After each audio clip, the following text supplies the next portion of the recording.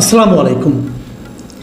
প্রিয় দর্শক, দেশে গত কয়েকদিন ধরে যে জিনিসটা সবচেয়ে বেশি আলোচিত হচ্ছে তা হলো আইন শৃঙ্খলার নিয়ন্ত্রণ লুজ হয়ে যাওয়া বা শিথিল হয়ে যাওয়া।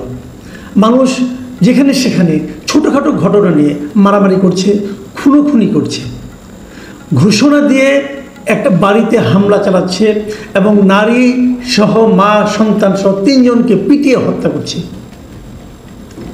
ধর্ষণ করছে। ধর্ষণের ছবি আবার ফেসবুকে এবং সোশ্যাল মিডিয়ায় ছড়িয়ে দিচ্ছে।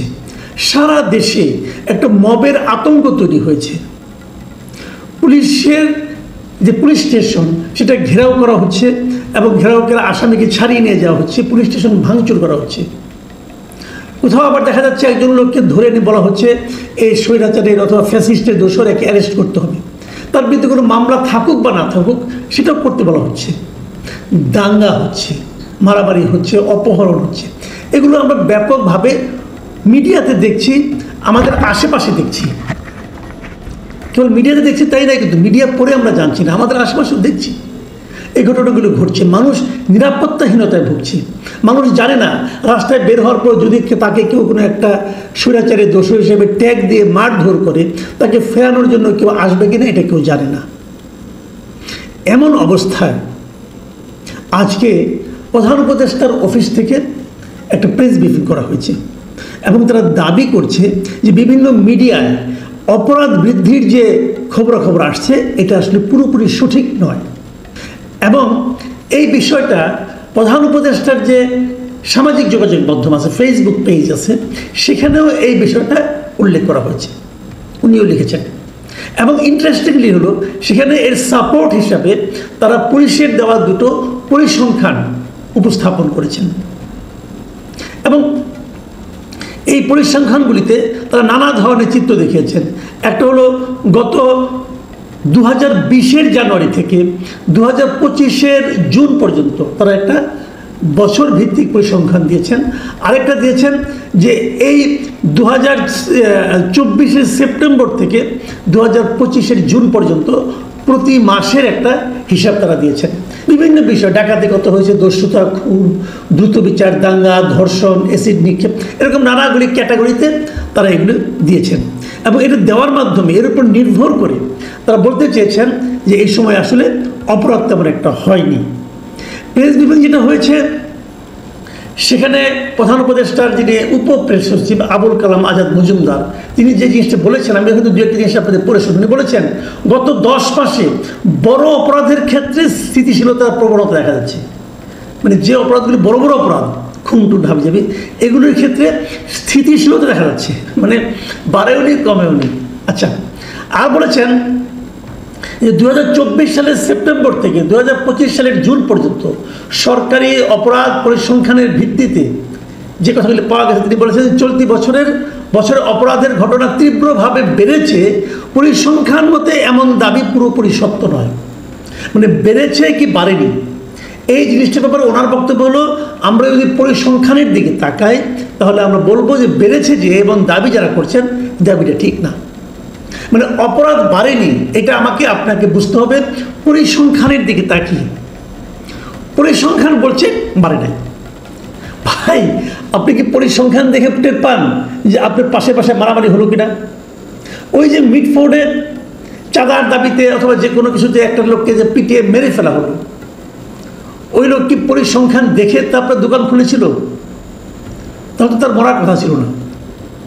পরিসংখ্যানের উপরে এই যে নির্ভরতা, এটা কতটুকু কি সত্য? এবং এই পরিসংখ্যানটা কে তৈরি করেছে? পুলিশ তৈরি করেছে। কার পুলিশ? এই সরকারের পুলিশ। সরকারের পুলিশ কি এমন পরিসংখ্যান করবে যাতে সরকার বিব্রত হবে? বাদ দেন এই কথাও।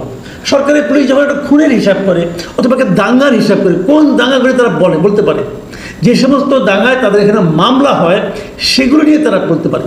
যেগুলো মামলা হয় না সেগুলো কেউ জানে না। কিন্তু মানে পরিসংখ্যান নিয়ে বলার আগে না আমি একটা কথা বলার লোভ আসলে সামলাতে পারছি না। অনেক আগের কথা, আপনার মার্কিন সাহিত্যিক ছিলেন, বিখ্যাত সাহিত্যিক, যাকে নাকি অনেকেই রসিকতার জন্য খুব বিখ্যাত বলেন, তিনি হলেন মার্ক টোয়েন।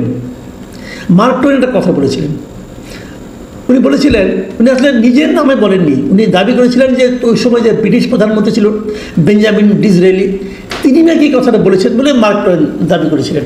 তবে ডিসরেলির কথা বলেছেন এমন কোনো প্রমাণ কখনো পাওয়া যায়নি, কাজে লোকে এটাকে মার্ক টোয়েনের বাণী হিসাবে মানে। তিনি বলেছিলেন আসলে there are 3 kinds of lies, 3 ধরনের মিথ্যা আছে। কি কি?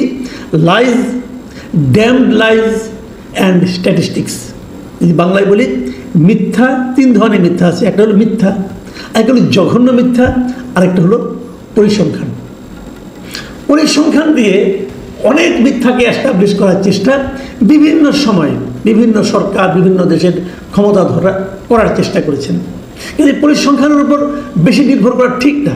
ডক্টর ইউনূস তার পেজে যে পরিসংখ্যানগুলো উল্লেখ করেছেন, সেই পরিসংখ্যানগুলো উল্লেখ করার সময় উনি কি জানতেন না যে পরিসংখ্যানটাকে আসলে যে এক ধরনের মিথ্যা হিসেবেই সাধারণ মানুষের কাছে প্রতিভাত হয়? তাও উনি পরিসংখ্যানের উপর ডিপেন্ড করলেন কেন? মানুষের জীবনযাপনের উপর কি দেখছি আমরা, এটাকে প্রত্যেকটা মানুষ নিজেরাই জানেন না? জানেন তো। তাহলে আমি ভালো আছি কি নাই, এটা আপনি প্রধান উপদেষ্টা পরিসংখ্যান দিয়ে আমাকে প্রমাণ করবেন, নাকি আমি নিজেই আমার গায়ের চামড়া দিয়ে টের পাবো যে আমি ভালো আছি কি নাই? আমি ভয়ে আছি না আনন্দে আছি, এটা তো আমি রাস্তায় বের হলেই টের পাই। আপনি কি পরিসংখ্যান দিয়ে প্রমাণ করবেন যে আমি খুব নিরাপদের মধ্যে আছি? বাজারের জিনিসের দাম বাড়লো কি বাড়লো না, যখন আপনি বাজার করতে যান তখনই আপনি জানেন। আপনি বাজারে যে একটা জিনিস কাঁচা মরিচের দাম গত কয়েকদিনে 250 টাকা করে বেড়ে গেছে, আপনি গেলেন বাজারে, বাজার থেকে আসলেন এবং বাণিজ্য উপদেষ্টা পরিসংখ্যান দিয়ে প্রমাণ করলেন যে কাঁচামরিচের দাম আসলে কম, করতেই পারেন, কিন্তু সেই প্রমাণটাকে আপনার ঘরের শান্তি ঝালের শান্তি ফিরে আনবে না তো। তো এই সমস্ত পরিসংখ্যান যখন দেওয়া হয় তখন বুঝতে হবে আসলে ওনাদের আর কিছু বলার নাই, আর কোনো লজিক নাই। যখন লজিক না থাকে তখন এই ধরনের পরিসংখ্যান ভিত্তিক তত্ত্ব এবং তথ্য দেওয়ার প্রবণতা বেড়ে যায়। আমরা সরকারকে অনুরোধ করব, ভাই পরিসংখ্যানের হিসাব বাদ দেন। আপনি যদি পরিস্থিতি ভালো করতে পারেন সেটা আপনাকে বলতে হবে না, জনগণই বলবে। যেমন গত রমজানে জিনিসপত্রের দাম আপনারা নিয়ন্ত্রণে রাখতে পেরেছিলেন, জনগণ বলেছে, আপনাকে কষ্ট করে পরিসংখ্যান দিতে হয় নাই। যখন আপনারা পরিসংখ্যান দেন, আমার বিবেচনায় আপনি একটা হাস্যকর কাজ করেন এবং জনগণের কাছে নিজেদের অক্ষমতাকে ঢাকার একটা হাস্যকর প্রচেষ্টায় লিপ্ত হন। আমরা এটা চাই না। এদেশের মানুষ খুব ভালো বোঝে দেশে আইন শৃঙ্খলা পরিস্থিতি কেমন আছে। আমাদের অনুরোধ, এদেশের মানুষকে বোঝার চেষ্টা করেন, মানুষকে বোকা বানানোর চেষ্টা করেন না। প্রিয় দর্শক, এখন এই পর্যন্তই। আল্লাহ হাফিজ।